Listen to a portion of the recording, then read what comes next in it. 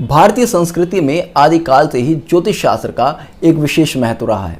प्राचीन काल से ही कोई साधारण मानव हो या किसी देश का कोई बड़ा राजा हो, सभी किसी शुभ कार्य को आरंभ करने से पहले ज्योतिष विद्वानों से परामर्श कर शुभ अशुभ मुहूर्त का ज्ञान कर अपने कार्य को प्रारंभ करते थे।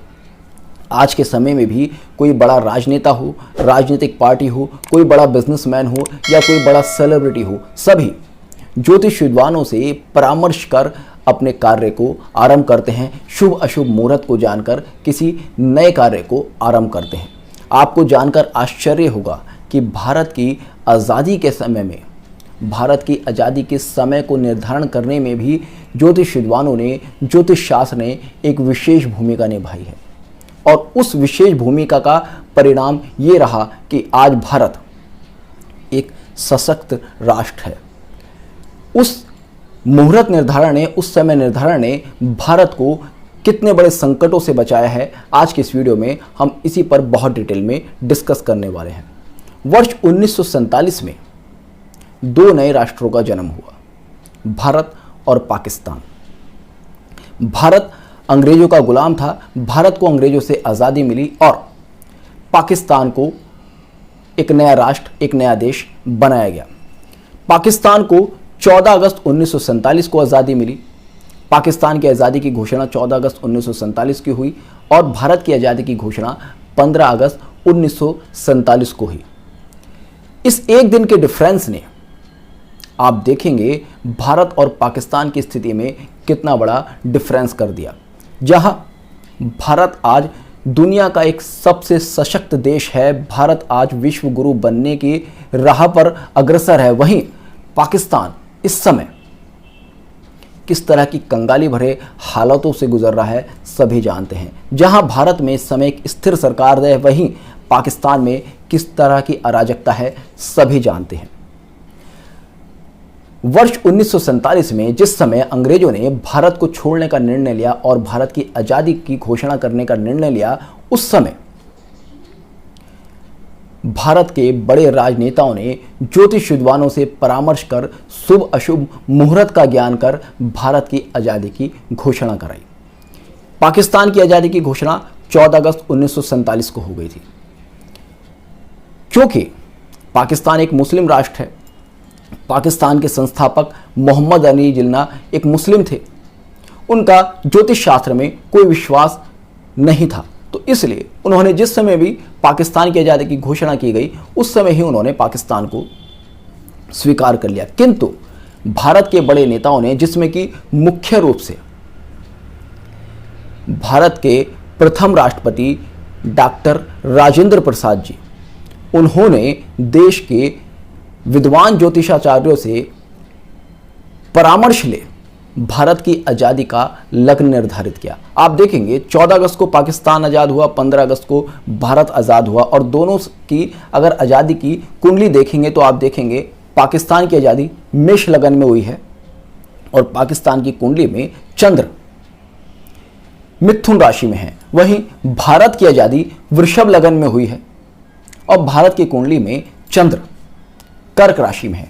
केवल इन दो डिफरेंसेस के अलावा पूरी की पूरी कुंडली सेम है, किंतु इन दो डिफरेंसेस ने भारत और पाकिस्तान के बीच में एक महान अंतर लाकर खड़ा कर दिया। हम कह सकते हैं कि भारत को सशक्त बनाने में, भारत को विश्व गुरु बनाने में भारत के ज्योतिष शास्त्र और ज्योतिष विद्वानों का एक सबसे बड़ा मुख्य योगदान है। देश के सैनिक सीमा पर खड़े होकर भारत की रक्षा करते हैं, किंतु ज्योतिष शास्त्र ने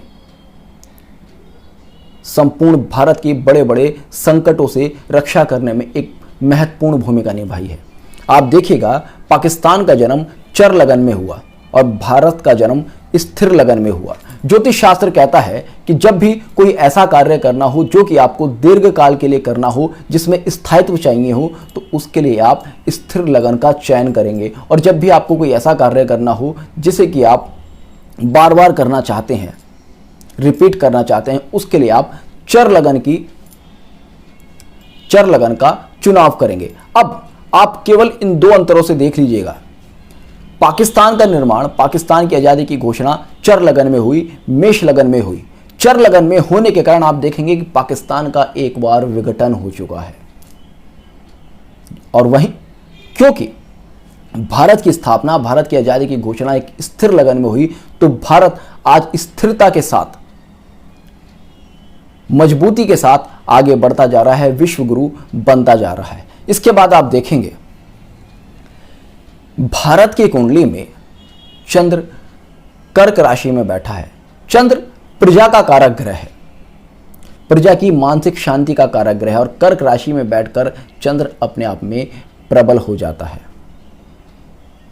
वहीं पाकिस्तान की कुंडली में चंद्र एक द्विस्वभाव राशि में बैठा है, मंगल के प्रभाव में है, जिस कारण की वहां की प्रजा भी अशांत है।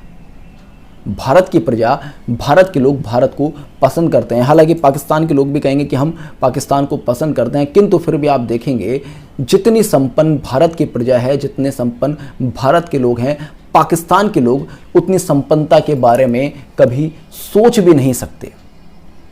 इस लगन और चंद्र के राशि परिवर्तन ने भारत और पाकिस्तान की डेस्टिनी में एक बहुत बड़ा डिफरेंस लाकर खड़ा कर दिया। जिस समय भारत की आज़ादी की घोषणा हुई, उस समय चंद्र पुष्य नक्षत्र में गोचर कर रहे थे, जो कि किसी भी शुभ कार्य के लिए बहुत ही शुभ माना जाता है। अब बहुत सारे मित्रों के मन में एक प्रश्न होगा कि ठीक है, ज्योतिष शास्त्र अगर इतना शुभ मुहूर्त ढूंढ सकता था, तो इससे भी कोई बहुत अच्छा शुभ मुहूर्त ढूंढ सकते थे, जिससे कि हम भारत को आज और भी सशक्त बना सकते, या भारत और भी ज़्यादा स्थिर हो पाता, क्योंकि भारत में भी समस्याएं कम नहीं है। किंतु आप देखेंगे भारत की आज़ादी का निर्णय लिया गया। भारत की आज़ादी का निर्णय लेने के बाद एक कम से कम समय में जो भी हमारे देश के महान ज्योतिषाचार्यों को शुभ मुहूर्त दिखा, उस शुभ मुहूर्त में भारत की आज़ादी की घोषणा की गई। अगर मान लीजिएगा हमारे पास समय होता कि अगले 1 साल में भारत को आज़ाद कर देंगे, उसके लिए कोई शुभ मुहूर्त खोज ले जाए, तो आप निश्चित मानिएगा कि हमारे देश के महान ज्योतिषाचार्य, जिनमें कि सर्वप्रमुख नाम आता है श्री हरदेव जी का, जो उस समय के एक सबसे महान ज्योतिषाचार्य थे, वो निश्चित तौर पर एक ऐसी शुभ स्थिति का, एक ऐसी शुभ गोचर स्थिति का सिलेक्शन करते, जिससे कि भारत आज विकसित राष्ट्रों की श्रेणी में खड़ा हो चुका होता। किंतु कम समय में एक शुभ मुहूर्त की खोज भी अपने आप में किसी बड़े स्ट्रगल से कम नहीं है, क्योंकि इतने कम समय में इतना शुभ मुहूर्त देखना अपने आप में संभव नहीं है। और इस शुभ मुहूर्त की वजह से ही आज भारत अनेकों संकटों से बचा हुआ है। भारत तरक्की की राह पर अक्सर है, भारत का विघटन नहीं हुआ। अनेकों सरकारें आई, अनेकों नक्सली लोग आए, अनेकों टेररिस्ट आए, जिन्होंने कि समय समय पर भारत को तोड़ने की कोशिश की। लोगों ने नारे लगाए, भारत तेरे टुकड़े होंगे, किंतु फिर भी भारत स्थिरता के साथ बढ़ता गया और भारत के शत्रुओं को जवाब देता गया। तो इस तरह से आप समझ सकते हैं किस तरह से ज्योतिष शास्त्र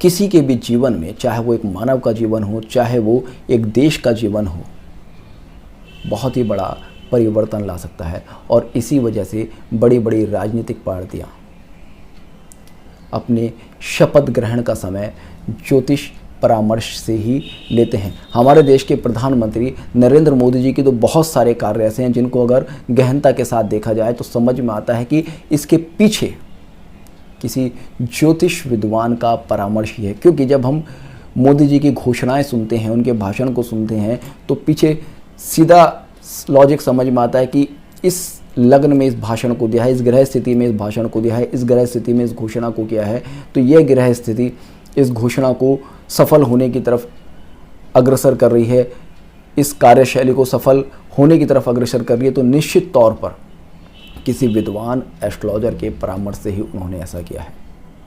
आपने अभी देखा कि कर्नाटक के सीएम सिद्धारमैया जी ने खुद एक स्थिर लगन में शपथ ग्रहण की। जैसे कि मैंने आपसे कहा कि स्थिरता अगर चाहिए तो स्थिर लगन का चुनाव किया जाता है। तो आप देखेंगे जितनी भी राजनीतिक पार्टियां हैं, उनके बड़े नेता जब शपथ लेते हैं तो स्थिर लग्नों में ही लेते हैं। विवाह किया जाता है तो स्थिर लगन में किया जाता है। जब भी किसी के विवाह का मुहूर्त निकालते हैं तो स्थिर लगन में निकालते हैं, क्योंकि विवाह स्थिरता के साथ चलना चाहिए, लंबा चलना चाहिए।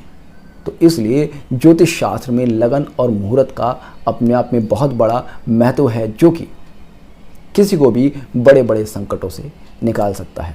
आने वाली वीडियोस में हम डिस्कस करेंगे कि क्यों भारत की संस्कृति पर, भारत विचारधारा पर, भारत के लोगों पर मुगलिया सोच भारत की आज़ादी के इतने साल बाद भी हावी है। क्यों भारत एक हिंदू राष्ट्र नहीं बन पाया। धर्म के नाम पर भारत का विभाजन हुआ था, किंतु फिर भी भारत हिंदू राष्ट्र आज तक नहीं बन पाया। इस पर हम डिस्कस करेंगे कि कब भारत एक अखंड भारत की तरफ बढ़ेगा, कब भारत एक हिंदू राष्ट्र बन सकता है। तो होपफुली आपको आज का वीडियो पसंद आया होगा। तो जुड़ रहेगा इष्ट सूत्र के साथ। मिलते हैं नेक्स्ट वीडियो में, तब तक के लिए जय हिंद, जय भारत।